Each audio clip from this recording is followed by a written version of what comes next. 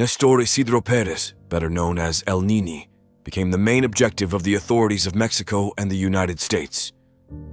This individual led a violent armed group linked to the descendants of Joaquin El Chapo Guzman. Welcome to a new story full of intrigue and action. In this story, you will meet the intrepid El Nini, his alliance with the Chapitos, and how his daring led him to be captured on a memorable afternoon. It all happened on Wednesday, November 22nd. The armed forces of Mexico deployed a colossal operation in Culiacan, Sinaloa. Their objective: capture Nestor Isidro Perez, alias El Nini. It was a movement through air and land, a strategic dance to corner the elusive leader. Finally, around 1:27 p.m., in the Colonia Jardín de la Ribera, his arrest materialized. State government sources confirmed this epic event to Milenio. The security chief of the Chapitos was captured and placed in the custody of the prosecutor's office, specializing in organized crime. Nestor Isidro Perez was wanted by both U.S. and Mexican authorities. His role as security leader in the faction of the Sinaloa cartel, commanded by the sons of El Chapo Guzman, had made him a highly relevant figure in the world of drug trafficking. But who is El Nini really?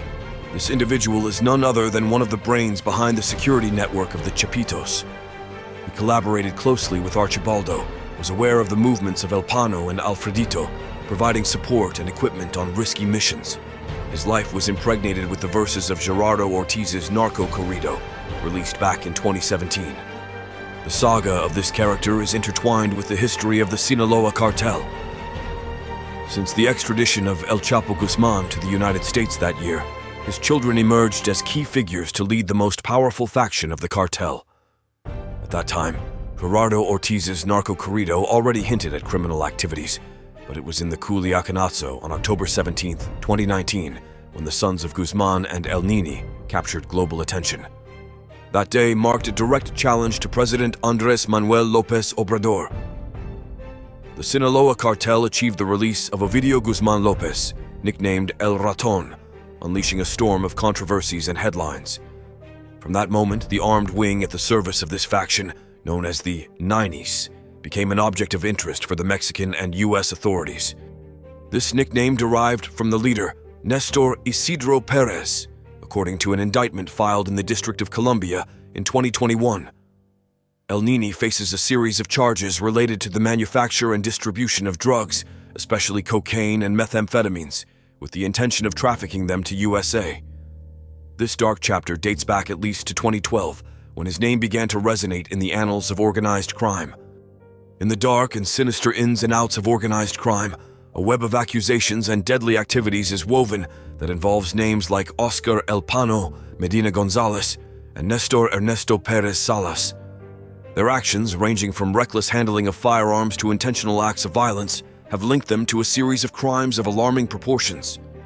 The accusations are of indisputable seriousness. They are accused of the use, possession, and conscious detonation of weapons in relation to various crimes. These include the murder and attempted murder of people, as well as acts of intimidation and aggression against those who have dared to reveal crucial information about their illegal activities. The U.S. authorities, specifically the State Department, identify them as fundamental pieces in the security structure of the Chapitos, acting directly under the orders of Ivan Archibaldo Guzman Salazar. On April 4, 2023, a federal grand jury in the Southern District of New York indicted Nestor Isidro Perez Salas and other individuals. These charges range from conspiracies related to the possession and trafficking of fentanyl to accusations of money laundering. In response to this situation, the State Department has put on the table an incentive program offering a reward of $3 million in exchange for information that leads to the capture and subsequent conviction of Nestor Isidro Perez, who has earned a sad renown for his penchant for murder. In a revealing interview granted exclusively to journalist Anabel Hernandez, Damaso Lopez Serrano, former partner of the Chapitos, unraveled chilling details about the past of El Nini. He recounted how this character was looking for a job when he still had ties to the Sinaloa cartel. In his first days, El Nini asked me for a job. He was a thin boy, short in stature. He was friends with my secretary. He was a boy. Back then, described the former partner. Although he initially looked like a teenager, Nestor Isidro Perez Salas showed an unquestionable willingness to carry out any task, even shooting from a truck in the middle of the night to demonstrate his bravery. This thirst for violence and his willingness to kill without remorse led Damaso Lopez Serrano to consider him a murderer for mere entertainment. Despite having rejected the idea of hiring him as a hitman due to his young age, El Nini finally made his way into the Sinaloa cartel thanks to Oscar Noé Medina Gonzalez, known as El Pano. According to the former partner's story, Nestor Isidro Perez accepted any assignment without question, carrying it out without hesitation. It was then that Ivan Archivaldo recruited him, although disagreements arose with El Pano due to El Nini's tendency to want to murder indiscriminately. In this revealing story, the former partner continued to expose that Ivan Archivaldo Guzman Salazar was the main architect in capitalizing on the ruthless, murderous instinct of El Nini. He quickly elevated him to a position of trust, giving him command over a small army that over time grew to around 100 individuals. In a shocking revelation during a meeting, Damaso Lopez Serrano, without hesitation or showing any remorse, explained how El Nini shot directly at an individual who was expressing complaints, bringing him to the very threshold of death. These details shed light on the ruthless tactics used by various criminal groups to protect their criminal empires, plunging Mexico into a whirlwind of continued violence. The story of Nestor Isidro Perez Salas, known as El Nini, thus becomes a vivid example of how the bosses have hitmen willing to carry out sinister jobs in exchange for dollars. The narrative was showcased by renowned artist Peso Pluma, whose rise to prominence has been phenomenal over the course of the year 2023. Throughout this period, Peso Pluma has achieved the status of one of the most prominent figures in the entertainment industry. Entertainment with numerous hits on the popularity charts and international collaborations.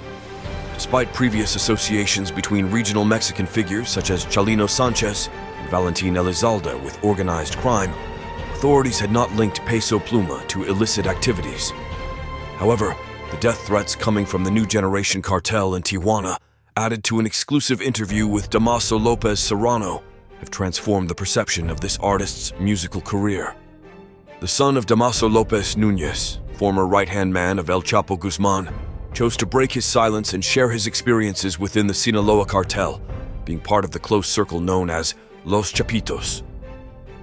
During her dialogue with Anabel Hernandez, Damaso Lopez Serrano revealed how it is common in the world of drug trafficking for leaders to have deals with famous artists to liven up their events or even compose musical themes.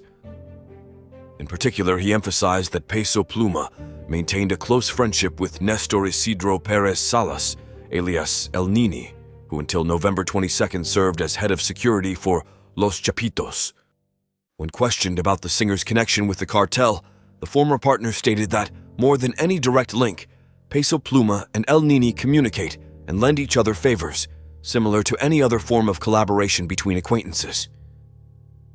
He concluded his testimony by highlighting the relevance of understanding the blurred borders between musicians, politicians, and drug traffickers in this complex context. I hope you enjoyed this video.